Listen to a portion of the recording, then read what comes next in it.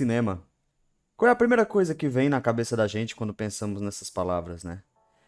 O que mais se pensa, acredito eu, é aquele filme que nos faz chorar, aquele filme que nos emociona, ou mesmo aquele filme que nos faz gargalhar de um jeito impressionante.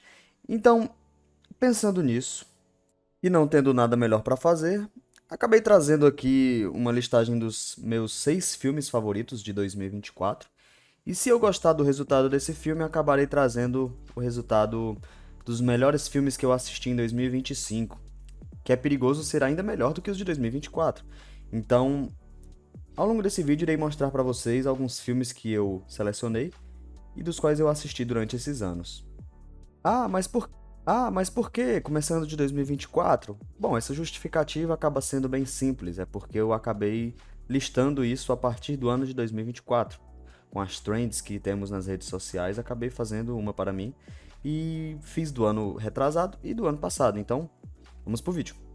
Lembrando que nenhum dos filmes aqui está em ordem, talvez até esteja a partir dos 3 últimos, então vamos seguindo. Irei mostrar para vocês a listagem dos filmes descendo ao longo aqui desse print que eu tirei. Então vamos começar aqui por Cidade de Deus.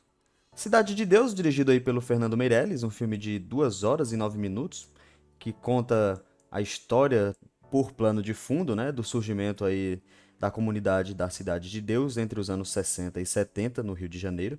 E é um filme que tem como plano de fundo, né, a criação da comunidade, juntamente com a parte principal, a relação entre dois grandes personagens, né? Este sendo o Buscapé e o outro sendo o Dadinho, o famoso Zé Pequeno. Esse filme apresenta uma coisa maravilhosa que é a sensação de que o Brasil, ele sim é capaz de fazer filme bom. Desde anos muito anteriores a 2002, já tivemos muitos filmes bons. Então, somado a isso, Cidade de Deus veio para ser um dos filmes favoritos de todos os tempos do brasileiro. Sem contar a direção invejável de Fernando Meirelles, que pega dois lados de uma história, dos quais dois personagens vão para caminhos distintos, enquanto Buscapé vai para o caminho da honestidade, querendo ser um jornalista, Dadinho vai para o caminho da criminalidade, se tornando um dos líderes mais cruéis já visto no cinema. Esse filme tem a pontuação de 8.6 no IMDb, sendo um dos 20 filmes mais bem avaliados da plataforma, se eu não me engano. E acredita-se que é até difícil acreditar que esse filme não ganhou nenhum Oscar. Isso é que é impressionante.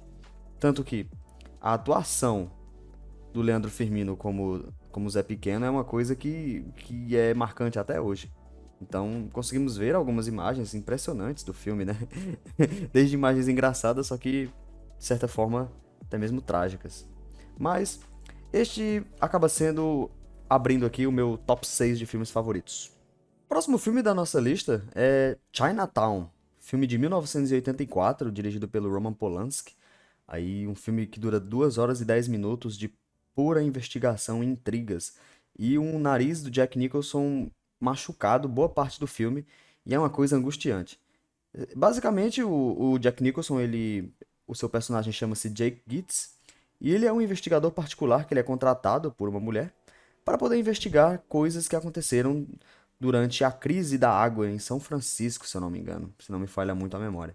Esse filme é lindíssimo. Ele é daqueles filmes noir mais modernos, já coloridos, né? Em 74 já tínhamos boa parte dos filmes coloridos, se não totalmente coloridos, né? Então, a partir disso, essa intriga ela se estende até o final do filme, do qual temos um plot twist enorme, que é, se eu não me engano, na minha opinião, é um dos maiores que eu já vi. É uma coisa realmente impressionante. E o Sr. Gitz, ele faz parte de um desses investigadores ferrenhos. Ele não desiste enquanto ele não encontra alguma coisa, mesmo ele sendo ameaçado ou mesmo quase morrendo em uma perseguição, como vocês conseguem ver aí no vídeo, na parte do fundo que está aparecendo. Além disso, tem um personagem incrível, Senhorita Faye Dunaway, que tá belíssima nesse filme, desde o figurino e entre outros também, juntamente com o velhote do John Huston, né? Do John Huston. Enfim, eu acredito Eu não sei se é só eu que acho, mas essa face, essa foto dele aqui que tá aparecendo de fundo parece muito com o prefeito lá do Rango. Então, esse aqui fica no top 5. Seguindo agora para o top 4, tá começando a ficar difícil escolher, porque é tanto filme bom desse ano. Mas eu vou ter que escolher Blade Runner, o Caçador de Androides. Blade Runner, o Caçador de Androides, né, de 1982, com suas centenas de versões, né? Desde versões com o Harrison Ford narrando, versões cortadas, picotadas, final mudado, mas até finalmente ser a versão final que eu estou falando aqui agora. Dirigido pelo Ridley Scott, com duração de 1 hora e 58 minutos, Blade Runner trata-se de uma história incrível, impressionante. É um filme calmo, mais ou menos contemplativo, em que não se tem tanta pressa de mostrar as coisas. Mesmo não sendo um filme tão longo, trata-se de 5 replicantes, né? Como se fossem androides. E esses androides, eles escaparam de onde eles estavam e passaram a buscar o seu criador. E com isso, o personagem aqui do Rick Deckard, né? Interpretado pelo Harrison Ford, ele tem que caçar e eliminar esses replicantes. E no meio disso tudo, ele conhece o par romântico dele, né? Que é a Rachel. Então, juntamente com a Rachel, que também é uma replicante, ele recebe a ajuda dela para encontrar os outros, até que no final ele encontra os últimos dois e acaba tendo um dos finais mais incríveis do cinema em tempos de chuva. É um negócio maravilhoso. Recentemente, em 2017, lançou o Blade Runner 2049, né, com Ryan Gosling, e o Harrison Ford faz uma aparição no filme, caso não saibam. Então, é um excelente filme também, mas o de 82 ainda continua sendo o meu favorito, principalmente por conta da estética do filme, que é muito impressionante, como vocês conseguem ver aí de fundo. Agora entramos no top 3. Eita, que o negócio tá ficando apertado, tá ficando difícil. Mas eu vou ter que escolher Lawrence da Arábia. Esse filme, dirigido pelo David Lean, lançado em 1962, um filme com quase 4 horas. Talvez vocês olhando assim, nossa, 4 horas em um filme é impossível, muito chato, não sei o quê. Mas eu garanto, é um filme que você não vê passar. São 4 horas assim que você não vê passar, é incrível. Desde o começo assim até metade do filme.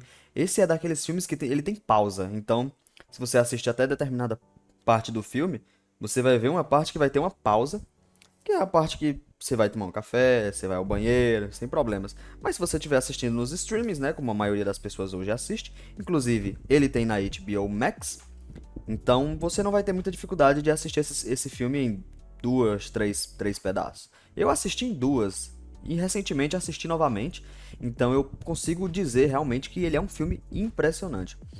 Desde a atuação do Peter O'Toole, que interpreta magistralmente. Não é à toa que o filme ganhou 7 Oscars. E além disso, tem a atuação do Omar Sharif. Que incrível, que ator maravilhoso.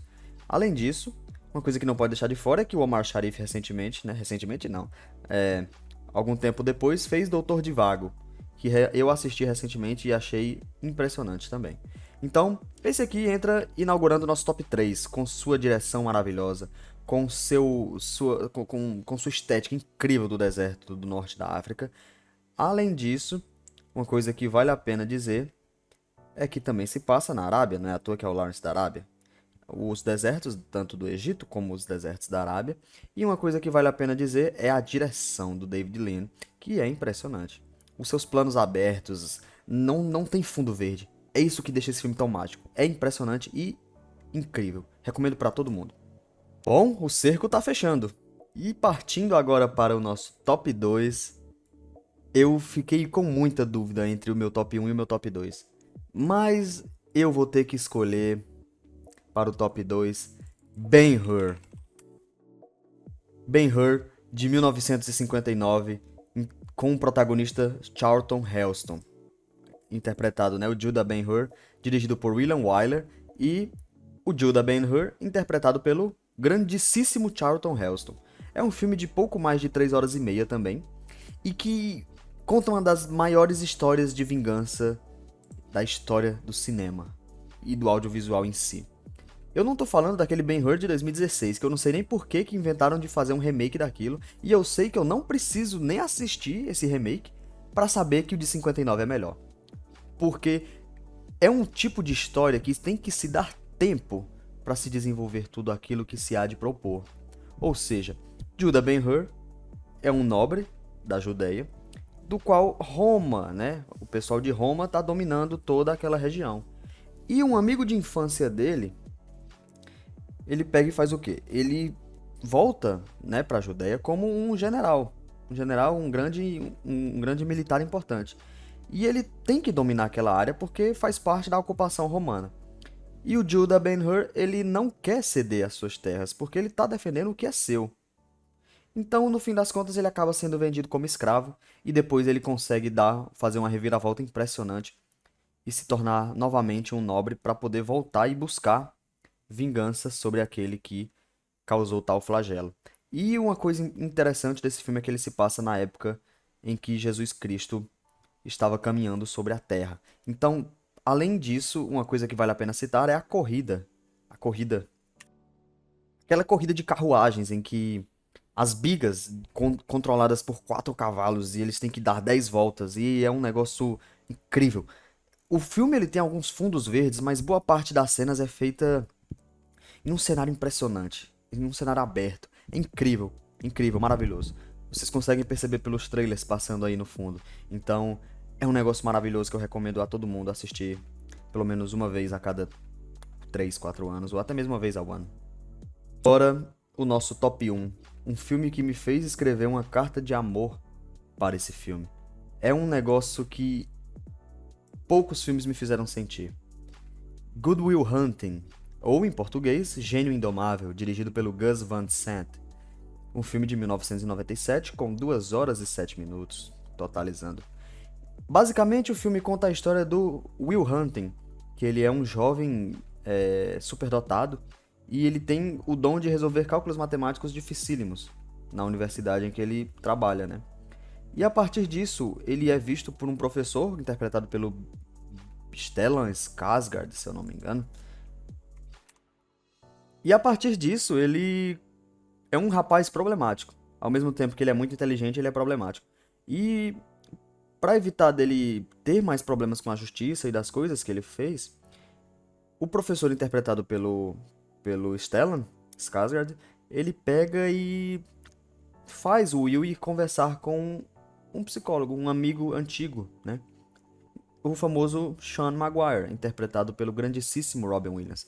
Esse filme, ele é de uma grandeza tão grande, porque você consegue ver uma pessoa no lado do Robin Williams, uma pessoa já calejada, uma pessoa já destruída pela vida, que já foi muito amolecida, já foi muito batida, a vida já bateu muito naquele homem.